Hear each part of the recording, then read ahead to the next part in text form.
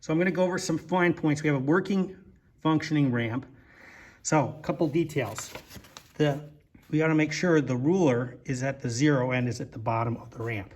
Zero end in centimeters, because we're always measuring in centimeters.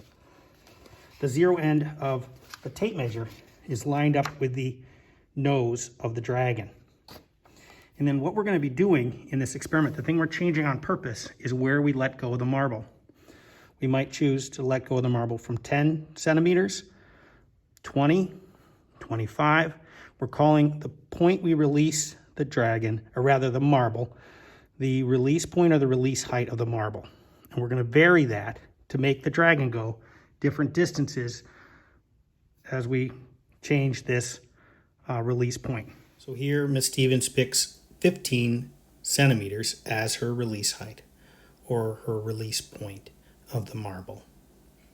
She'll then drop the marble, and the marble will hit the dragon and push it across the floor.